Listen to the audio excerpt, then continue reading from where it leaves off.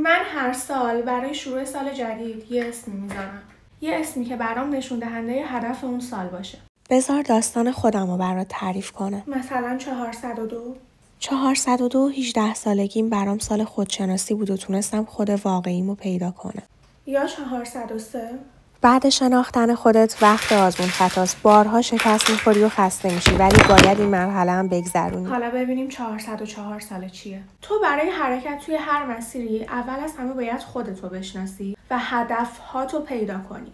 بعد اون میریم سراغ آزمون خطا کردن. تو باید ببینی تو هر مسیری که قدم میذاری چطور باید پیشرفت کنی، چطور باید یه اون مسیر جلو بری. بعد از همه این مراحل میرسیم به حرکت واقعی، عملگرایی واقعی.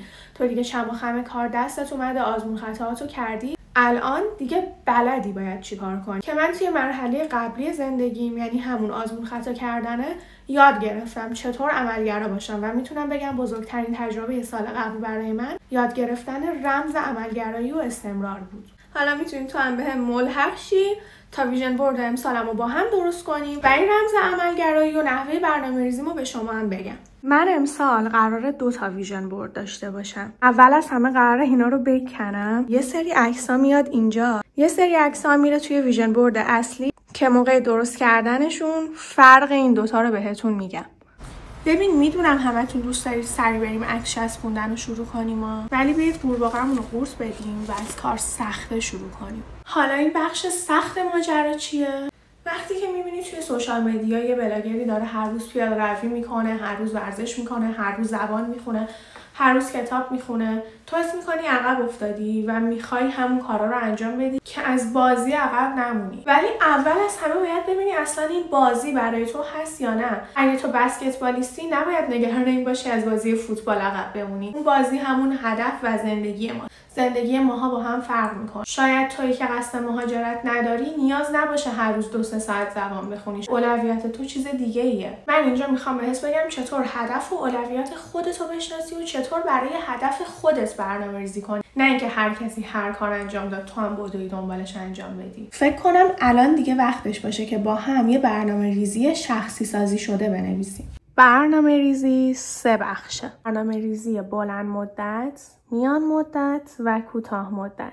برای برنامه‌ریزی بلند مدت توی دفترم یک بخش میذارم به اسم نگاه هم به آینده. باید معقولانه هدفتون و چیزی که میخواید در آینده داشته باشید رو بنویسید. زندگی که برای خودتون تصور میکنید، شغلی که دوست دارید در آینده داشته باشید، بدنی که دوست دارید در آینده بهش برسید، خونه‌ای که دوست دارید در آینده داشته باشید، ماشینی که دوست دارید بخرید، کشوری که در اون زندگی میکنید، همه رو با جزئیات بنویسید و جوری بنویسید که انگار شما اون شخص هستید. از زبان اون شخص بنویسید من این ماشین رو دارم، این خونه رو دارم، کارم به این صورته، درآمدم این دلاره. آینده‌ای که میخواید داشته باشید رو کاملا با کلمات برای خودتون به تصویر بکشید. قطعاً توی این آینده‌ای که برای خودتون تصور کردید یک چیزایی هستن که به شما خیلی انگیزه میدن.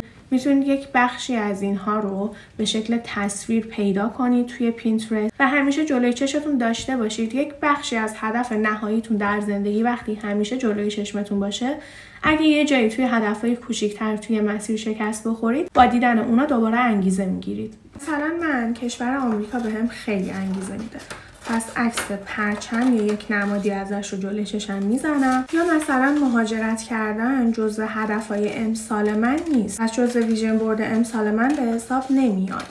این شد ویژن بوردی که من دوست دارم جلوی چشمم باشه، هر روز ببینمش و بهم انگیزه بده. حالا بریم سراغ برنامه‌ای که تو مدت زمان نزدیکتر قراره بهش برسیم. توی برنامه‌ریزی سالیانه اول از همه هدف اون سالمون رو می‌نویسیم که هدف امسال من عملگراییه. بعدش هم یه چیزایی که می‌خواید روشون تمرکز داشته باشید و می‌نویسید، مثل تغذیه، تناسب اندام، سلامت، مطالعه، زبان. حالا باید مشخص کنی که توی هر کدوم از این زمینه‌ها میخوای به چی برسی. مثلا اگه زبان میخونی دقیق مشخص کن که دوست داری چند تا کتابو تموم کنی یا تا آخر سال به چه سطحی برسی. یا اگه تناسب اندام میخوای دقیق و با عدد مشخص کن که الان چند کیلویی و میخوای به چه وزنی برسی.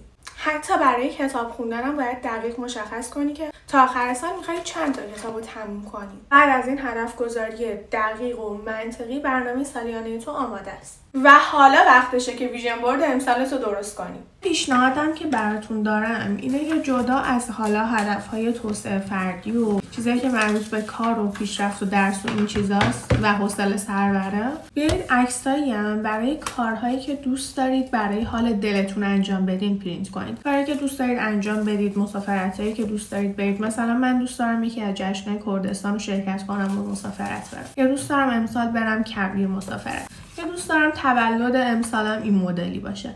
این چیزایی که برای حال دل خودتونه و یه سری تجربیات ارزشمند تو زندگی هر کسی میتونه باشن، حتما به ویژن بوردتون اضافه کنید و بذارید از اون حالت کسل کننده در بیاد، چون زندگی واقعی به این چیزا هم نیاز داره. بذارید چند تا از عکسای خودم هم نشونتون بدم موقع چسبوندن. این نشونه زبان انگلیسی و اسپانیایی. یا از این عکسای این مدلی دارم واسه بدنی که ایدئالم و دوست دارم داشته باشم. بعد اینکه مشخص کردیم ما می‌خوایم در انتهای سال به چه ورژنی تبدیل بشیم و به چی برسیم، میتونیم بیایم سراغ برنامه ماهانه و روتین روزانه‌مون. حالا اگه طبق چیزی که من بهت گفتم برنامه‌ریزی تو نوشته باشی، الان دیگه میتونی خیلی راحت برنامه ماهانه و روتین روزانه رو مشخص کنی. خیلی راحت میای اون حجمی که برای یک سال در نظر گرفته بودی و توی ماه‌های سال با توجه به برنامه‌ای که داری تقسیم بندی می‌کنی. مثلا اگه می‌خوای امسال تا آخر سال 20 کیلو کم کنی، میای اینو تقسیم بر 12 ماه سالت می‌کنی. اینجوری متوجه میشی که هدف گذاری تو برای هر ماه چقدره. من خودم معمولا فصل به فصل برنامه‌ریزی میکنم، چون تو هر فصلی یه سری ماها هست که تو شلوغ‌تری و من به جای اینکه بگم هر ماه باید فلان قدر کارو انجام بدم و همه کارهایی که دارم رو به طور مساوی در 12 ماه تقسیم کنم، فصل به فصل برنامه‌ریزی میکنم. و برای مثال اگه تو بهار توی خرداد سرم شلوغ‌تره، بودجه بندی اردیبهشت رو سنگین‌تر میکنم که یکم یه باری از رو دوش اون ماه خرداد بردارم، به خاطر اینکه امتحاناتم هم هست. این باعث میشه که تو ماهایی که سرم شلوغ‌تره باز هم از برنامه‌ام عقب نمونم. و خب وقتی تو یک بازه زمانی برای کاری که باید انجام بدی مشخص میکنی، دیگه نمیتونی کارتو خیلی راحت پشت گوش بندازی. تو متوجه میشی اگه امروز اون 10 صفحه کتابی که مشخص کردی نخونی، تا آخر سال هم به اون چیزی که مشخص کردی نمیرسی. پس این پشت گوش انداختن خیلی کمتر میشه و فقط واسه مواقع ضروری اتفاق میفته که واقعا تو نرسیدی اون کارو انجام بدی و فردای اون روز تو این کارو جبران میکنی. تا وقتی که برای هدفت اون بازه بندی رو مشخص نکنی، نمیتونی استمرار داشته باشی. یکم که میری جلوتر ذهنت خسته میشه، چون نمیدونه ته این روتینی که برای خودت گذاشتی چیه، در حالی که اگه با برنامه‌ریزی باشه تو اون تهش رو میدونی و به خاطر اون هدفی که اون آخرش هست داری الان این روتین رو انجام میدی. اینم یادتون باشه که روتین داشتن صرفا این نیست که یک سری کارها رو شما هر روز انجام بدی. مثلا 3 روز در هفته دانشگاه داری، زبان خوندنتو بذار 3 روز دیگه ی هفته انجام بده و این تبدیل میشه به روتین هفتگی و زندگی شما. و یه برنامه‌ریزی داشته باشید که بدونید تو هر روز هفته باید چه کاری انجام بدین. یه سری کارا هم وسط روتین هر روز هستن، مثل روتین پوستی، مسواک زدن، خوردن آب ناشتا، یک چند صفحه کتاب خوندن، چند دقیقه دولینگو کار کردن. ولی برای کارهای سنگین‌تر بهتره که تقسیم بندی توی روزهای هفته‌تون داشته باشید. توی ویدیوهای بعدی هم قراره بیشتر راجع به رژیم غذایی حرف بزنیم، هم راجع به یه سری عادات مفید صحبت کنیم و هم یه سری ترفند که باعث میشه استمرارمون رو بهتر حفظ کنیم. اگه از این سبک ویدیوها خوشت میاد و دوست داری که کنار هم پیشرفت کنیم، حتما کانال منو ساب کن. لایک این ویدیو هم یادتون نره. دوستتون دارم. کامنتاتون رو میخونم. زودی میبینمتون.